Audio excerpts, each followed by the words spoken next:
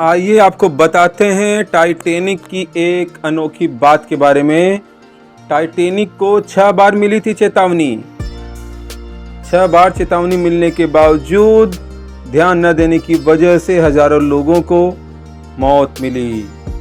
14 अप्रैल की रात करीब 11:40 पर जहाज के प्रहरियों ने एक आइसबर्ग को देखा था। प्रहरियों के चेतावनी देने के बावजूद जहाज पूरे रफ्तार से आगे बढ़ रहा था। आइसबर्ग से जहाज के टकराने से पहले जहाज को 6 बार चेतावनी मिली थी। वो जहाज जिसने कभी न डूबने का किया था दावा।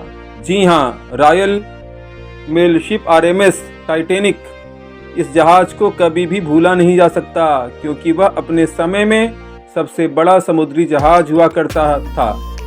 इस जहाज का निर्माण 31 मार्च 1909 से शुरू हुआ था और 26 महीनों के भीतर यानी 31 मई 1911 को पूरा तैयार किया गया था।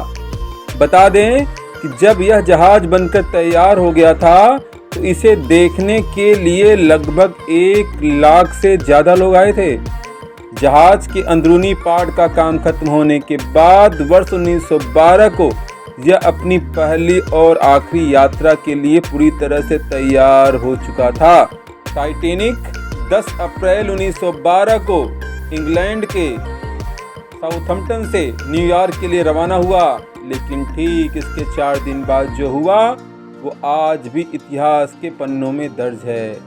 14-15 अप्रैल की रात में 1912 को टाइटैनिक जहाज में चैन की नींद सो रहे लोगों की रात काल में तब्दील हो गई।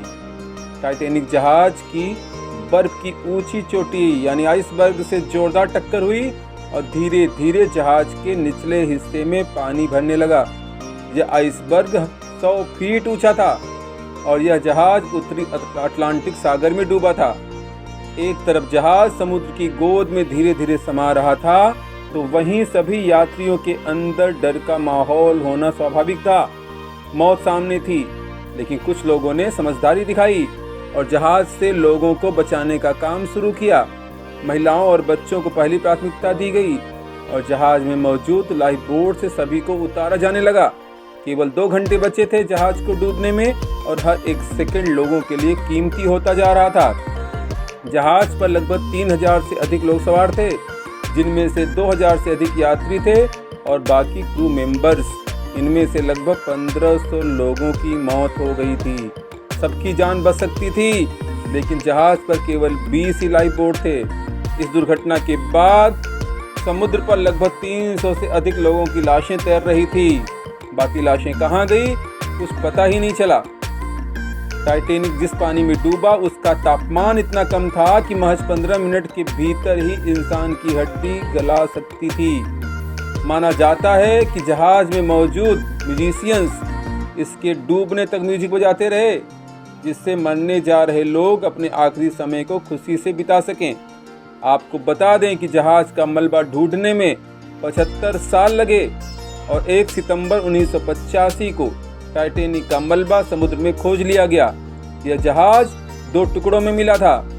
आपको जानकर हैरानी होगी, लेकिन बहुत से लोग टाइटैनिक में सफ़र नहीं करने वाले थे।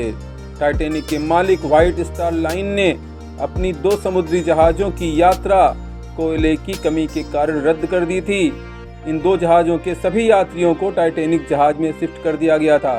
आज से करीब 100 साल पहले टाइटैनिक में सफ़र करना बहुत महंगा था। आज के समय में अगर इस जहाज में यात्रा करना होता तो लगभग 50 लाख से ज़्यादा की रकम चुकानी पड़ती। इस जहाज में महिलाओं से ज़्यादा पुरुषों की संख्या थी। खाने पीने से लेकर एक्सरसाइज करने की भी पूरी सुविधा थी। 14 अप्रैल की रात करीब 11:40 पर जहाज के प्रहरियों ने आइसबर्ग को देखने के बाद चेतावनी भी दिया था, लेकिन इसके बावजूद जहाज पूरे रफ्तार से आगे बढ़ता रहा। यह हादसा रुक सकता था अगर इस जहाज को सही समय पर रोक दिया जाता। बता दें कि आइसबर्ग से जहाज के टकराने से पहले जहाज को 6 बार चेतावनियां मिली थी। समुद्र में आगे की हालत को देखने के लिए इस्तेमाल किया जाने वाला बाइनोक्यूलर्स बंद करके रख दिया गया था, जिसके कारण समुद्र में आगे की हालत नहीं पता चल पाए और दुर्घटना हो गई। लाइफ बोट की संख्या 20 ही थी। अगर इससे ज़्यादा संख्या होती तो ज़्यादा से ज़्यादा लोगों को बचाया जा सकता था। जो यात्री लाइफ जैकेट्स पहनकर पानी में उतरे थे, उनमें से ज़्यादातर की ठंड की वजह से मौत हो गई। बड़ी आपदा से निपटने के लिए टाइटैनिक बिल्कुल भी तैयार नहीं था। अगर आपको ये वीडियो पसंद आई हो तो इस चैनल को शेयर, सब्सक्राइब, लाइक ज़रूर कर दीजिएगा। धन्यवाद। Thank you.